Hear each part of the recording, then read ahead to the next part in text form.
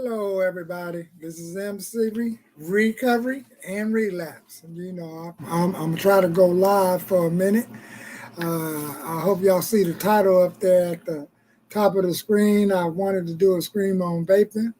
I was on some shows yesterday, putting it in the chat. So I want to know, uh, uh, speak on vaping. So remember to subscribe on one of these ends here and teen vaping, because I remember last year when I went to my son's school that the dean showed me like a dresser drawer full of vapors at his high school. Now this is one high school. So as what I said right in the screen, welcome to the MC Recovery and Relapse Show. Is stress the cause to teen vaping? And will it be a gateway to other drugs? A matter of fact, I should type in there part one, because I might have to do several streams right on this. And I hope I'm not going to be struggle screaming. So the stress of vaping, I forgot to look up that, but let's first look at the effects of vaping. So and I forgot to get y'all up there to applause. So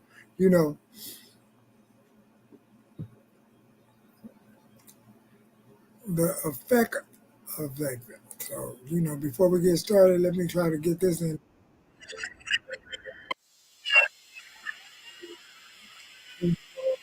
Something. Just trying to mess with the buttons.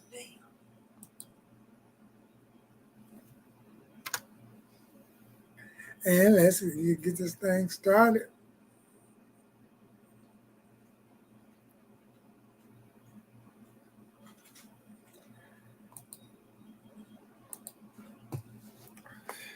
Struggle screaming is sort of like there. Do I go to the present video file? And oh man, that's something else. Present and you share screen, and I want to see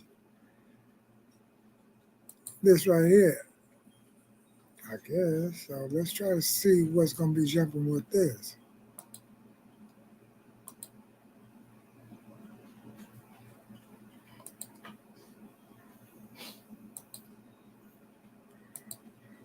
And we got to get in this feed right here. So, what I want to basically talk about is poison American fentanyl crisis. No, that's the wrong one. That's going to be another scream. Let's get to the other part. I'm doing it. Struggle screamer. Oh, stop that. Oh, I did that right.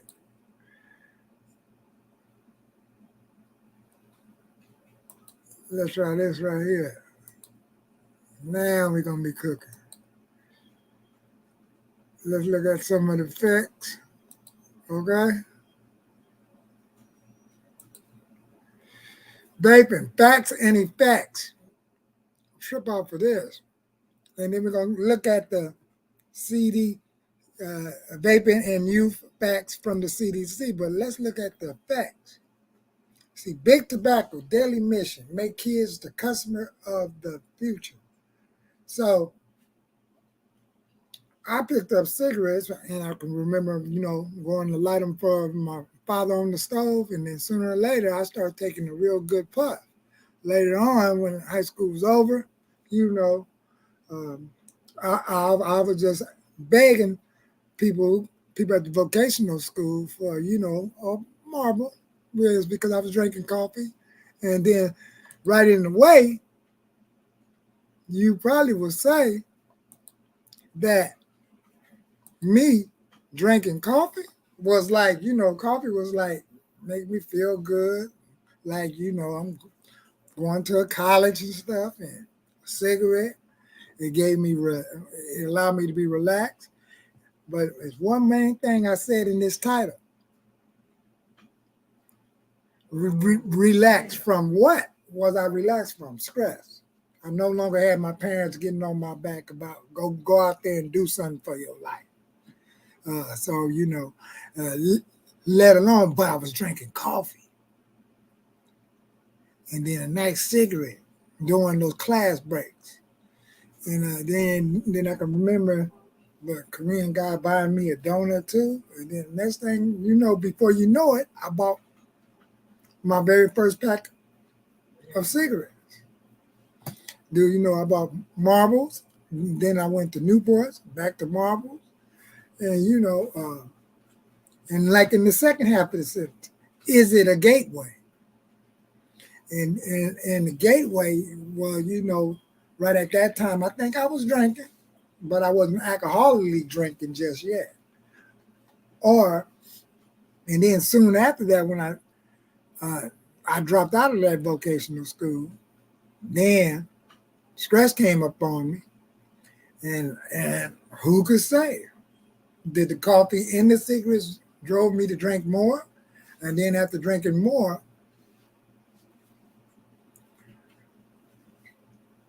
next thing you know, I was on some marijuana. But the only thing about that is that would allow me to eat and sleep. So, but, like what I was showing y'all earlier, let's get back to this right here about what they was talking about. They was talking about the CDC. They was talking about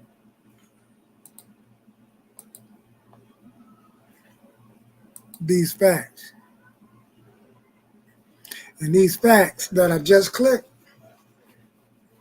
I don't know if it came up on StreamYard. No, it didn't. So it makes you have to go in here and share that part of the screen.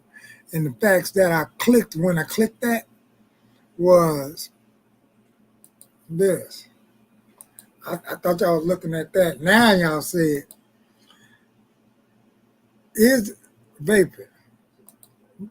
See, big tobacco, daily mission, make kids the customer of the future. What it say right here, it says the tobacco industry uses fun, enticing flavors to mask and harness the tobacco and to hide the high nicotine levels, duping the kids into thinking vaping is safe and sentencing them to a lifetime of addiction. Blue Reds and Banana Ice may sound harmless, but these candy-flavored vapes contain concentrated nicotine salts and are incredibly dangerous for developing brains. The teens who vape are 3 times more likely to smoke cigarettes in after a year. So, and here it is, the flavor hook. Kids are 7 times more likely than adults to vape nicotine, and 96% of them use flavors. This is from UNDU. Hey, this acronym is like the noodle one. End tobacco damage now. So just look at that. Just the name of these flavors alone, Blue Reds, Banana Ice, messing with that frontal cortex of the brain. The information center that takes in everything that we look at in everyday society. And let alone not only taking it in, but audibly in your ear. You're taking it in through your eyes, your ears. And when you get those two effects, just to imagine just the thought of what a Blue Reds or Banana Ice may taste like may bring up a signal, not only in your brain, but in your taste bud before you even taste it. And once you hook, like I said in my early videos when I started this show, that allergy of the body. the mental obsession of the mind, as they say in the 12 steps. These are not only future customers, but these are going to probably be some individuals that may need nicotine anonymous at an early age. So let's go down here. See, flavor hooks kids. They know it. Teens are 7 times more likely than adults to vape nicotine. Ain't that something? And here's some other things right here. So some other clips and views. TikTok's trends exposes health dangers of vaping. Parent guide to how to keep your kids from tobacco free. The tobacco industry is addicting to our kids. Identify which products our teens are vaping. Now you see these are the vapors of some of the things that dean at my son's school showed me that was in their drawer. A drawer full of them. They going around catching them in the bathroom and vaping and stuff. Like back in the days when we was going to school, we would go in the bathroom, we smell some smoke, we would smell some weed. And now these days, and for this to be something that's not even a organic factor, is not even organic. It's more of a commercialing type of factor. They commercialing this to our youth, to the society. They commercialing folks to open up businesses, to market this. This is like and it's artificial, meaning that it's not even tobacco. It's like it's artificial. And anything can be up in these ingredients. So thus far, like a lot of y'all may know, this is one of those gateways. So what is a gateway drug? It's something that basically opened up the door to alleviate some more situations, like, for instance. So what I put up here, and I'm gonna bring this book up in a minute. Put up here, is vaping a gateway to mind-altering drugs? So not only they're up here doing that, but is it a gateway to more mind-altering drugs? Yep. Mind-altering drugs like what? Marijuana, pills, opioids, heroin, meth, crystal meth. Most of these programs, like Narcotics Anonymous, they'll have individuals right in there that be talking about like meth and all these other mind-altering chemicals and stuff. And then they got crystal meth anonymous. And they also got nicotine anonymous.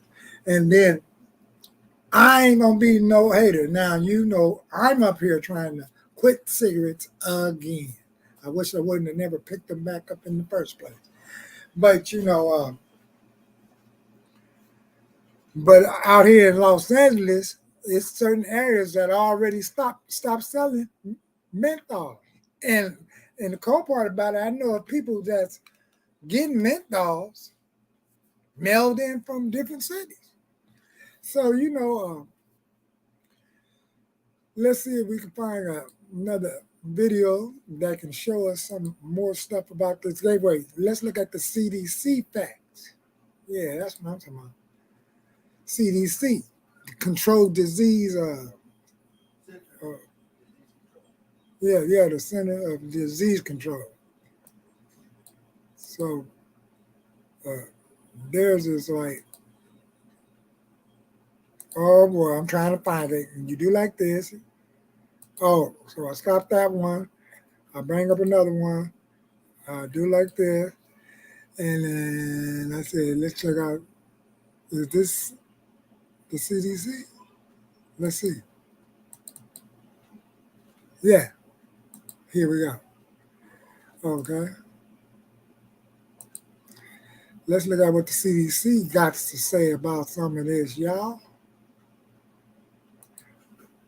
All right, here's some facts. All right, smoking and tobacco use. The facts on the risk of e-cigarettes. See, electronic cigarettes for kids and teens and young adults. The use of these e-cigarettes is unsafe for kids, teens, and young adults. Most e-cigarettes contain nicotine. Nicotine is highly addictive and can harm adolescent brain development, meaning the frontal lobe. It's like they'll be able to get a job, but is they mean working like adequately? Because if they go through that gate and start touching marijuana and stuff, and these days, that's going to have to be another show to talk about, but which continues into early life in the mid-20s. E-cigarettes can contain other harmful substances besides nicotine. Young people who use e-cigarettes may be more likely to smoke cigarettes in the future. Outbreaks of lung injury associated with the use of e-cigarettes or vaping products. I'm over here where you see the pink line. Let's see what would happen if I click it. Outbreak of lung injury associated with. I hope I'm still on the same page when I clicked it. Yes, I am. So, associated with e-cigarettes. Let's go to the overview. Emergency departments. Visit. Here's the overview. Related to e-cigarettes or vaping products continue to decline after sharply increasing in August 2019 and peaking in September. So they say it's declining, but from what I seen last year, I don't know. National and state data from patient reports and product sample testing showing, ooh, this is a long word. T-Tranor hydroxycane nabinol containing e-cigarettes. I hope I got that word. Or vaping products, particularly from informal sources like friends, family, or in-person, or online dealers, are linked to most of the evaluated cases and play a major role in outbreaks. Vitamin E,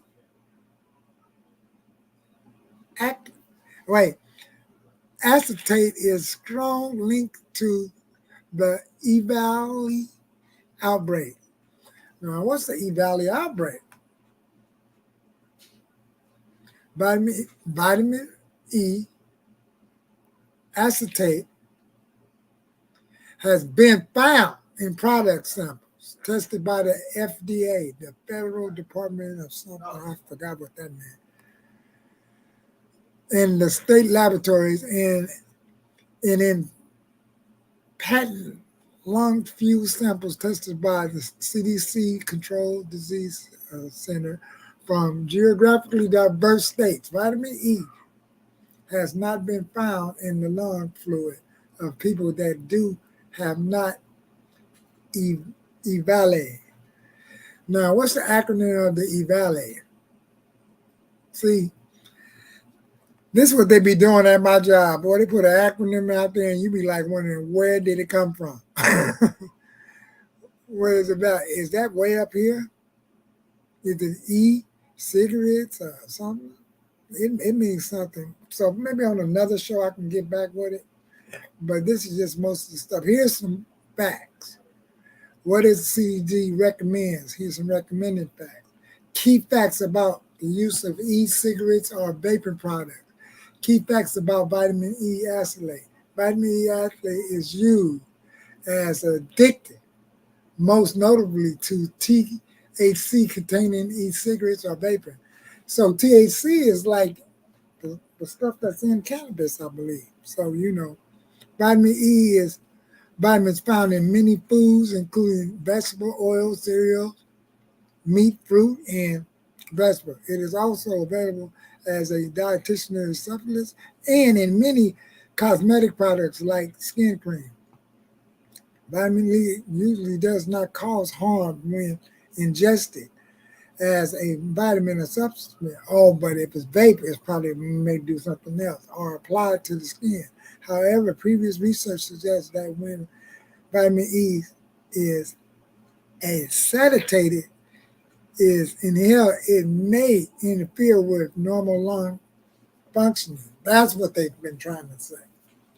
So, with that note,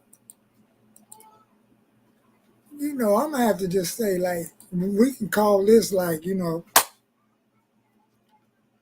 part one. 20 minutes. And then hopefully next time I'm gonna get back to y'all with these books. Smart teams make smart choices. And in his book, it got smart, know the facts. And he has the fentanyl crisis right here. Okay? So with that, I'm going to get another video up in a minute and checking out. Peace. And remember to subscribe and tell a friend. He's out.